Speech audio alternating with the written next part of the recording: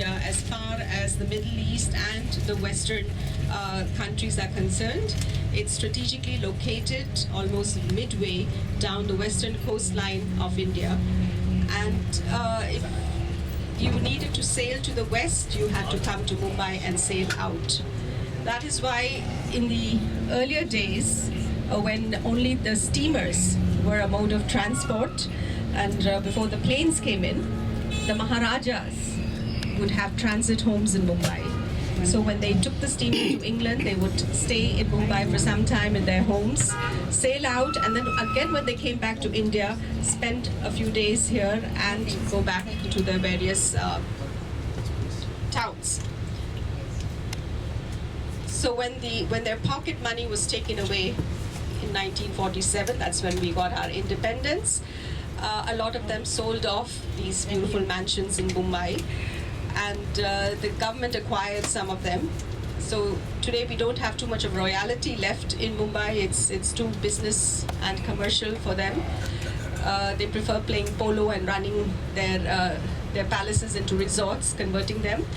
But some of those mansions are still there in Mumbai. But like I said, taken over by various public departments or private individuals. And now, as far as residential housing is concerned, we saw yesterday when we drove in how a lot of old buildings have been replaced by multi-storied towers. And that's the way the city is going to turn into a vertical city throughout. It's just lack of space that is the necessity for such building structures.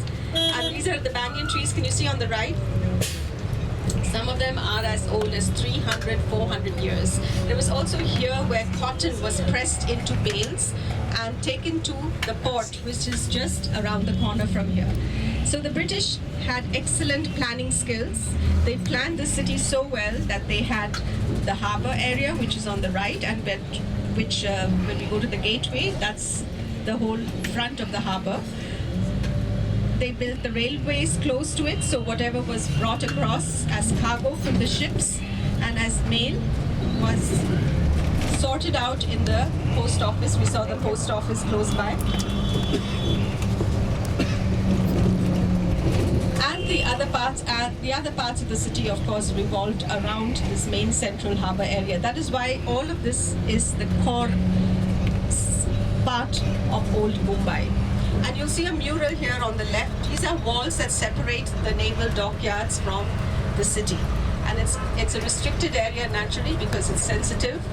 This is where we have our naval warships, and Mumbai is a very important naval center. It's in fact headquarters of what we call the Western Naval Command. So very soon you'll see this mural on the wall, which gives you a glimpse of what Mumbai looked like in the early days when it was still a fort. As the ships came in, it was a view of the city's skyline in the early 1800s. It's still a little ahead. It's going to come on your left. And all of this is the fort district. So the gateway that we're going to see, that was a commemorative monument that was built in honor of King George V and Queen Mary's visit. At that time, it wasn't built at that time. When they came, there was just a temporary plaster of Paris, sort of a white Mughal dome structure built. But the governor of Mumbai at that time decided that there should be a permanent memorial, and that is why the sanction was given for the gateway to be built. I'm just pausing. Oh, here it comes, the mural. On the left, yeah. So you see the walls, you can see the walls. Yeah. All of this is this area that we're driving through now. Beyond this is the sea.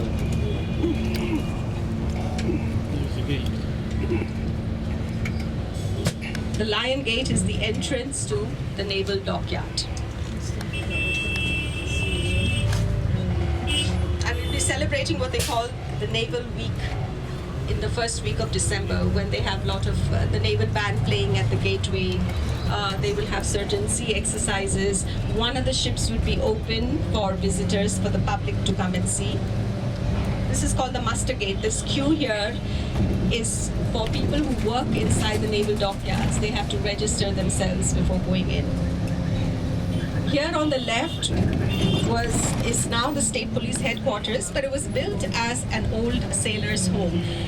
In the early days, the sailors would make a nuisance of themselves in the various inns around. They would get drunk and scream and shout and sing loudly, so they were a public menace, and the British decided that they will build a home where they could contain themselves here. So 78 rooms were built for the sailors, and it was called the Royal Alfred Sailors' Home. So if you notice the architectural style, can you see how the windows are round like portholes of a ship? And right on top, under the roof, is a sculpture that has Neptune and the sea nymphs as a theme, in keeping with the nature of the building. It was then converted to the State Police headquarters just before independence. And around this area is where also we're going to take a walk later on. It's got beautiful architectural styles around the center fountain, which is known as the Wellington Fountain, because the Duke of Wellington actually was in honor of his visit to Mumbai in 1805. And then we have the Prince of Wales Museum. I mean, that was the former Prince of Wales Museum, the name. Now it's Chhatrapati Shivaji Museum on the right. Again, a very beautiful building. We'll be passing by that too later. We have the National Gallery of Modern Art diagonally across the road, where there are regular exhibitions of various visiting art exhibitions.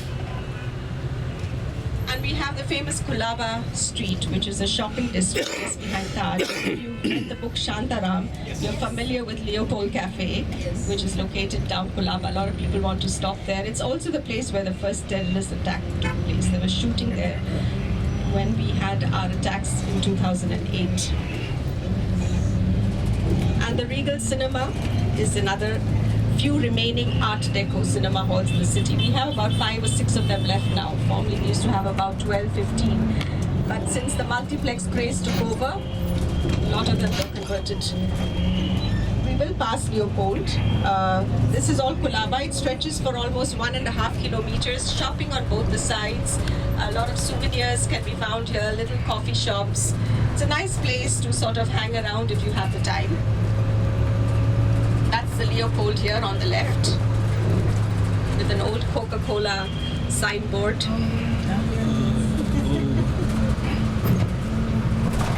It's also one of the few Irani coffee shops left, coffee and tea shops. You know, the Iranis who came in as a second wave of Zoroastrians after the Parsis. Parsis came 1,000 years ago, and the Iranis came 200 years ago. One of the main professions that they started was that of setting up the so-called Irani cafes. And they had those old bentwood chairs and marble top tables. Even that is now fast disappearing because the younger generation don't want to follow that anymore. Or then they want to change the style of food into the new fast food, Chinese and Indian food. So the old mint tea and what we call the bun maska, it's crisp bread with butter. Lots of butter on it to be dipped into your mint tea. That's the famous Irani tea that is served in these few remaining shops. And then we come to the Taj Hotel. This is left. All of this. Taj was the oldest luxury hotel to have been built by an Indian. It was built by a member of the Tata family, the Taj Mahal Hotel. In 1905, it opened as Asia's most expensive hotel. The one with electric elevators, Turkish baths, English butlers. £250,000, that's what it cost for Tata to build the Taj Mahal. With the beautiful view of the whole bay. This is the front bay, the harbour bay, and you can see all those ferries. Those ferries are the ones you travel to when you are doing a trip to Elephanta, which is the other attraction in the city, but you need half a day to do that. That's a 1,300-year-old sculpted temples, for which you take a 1-hour ferry ride from the gateway. So we are going to get off over here, walk to the gateway. The gateway only has one entry and exit.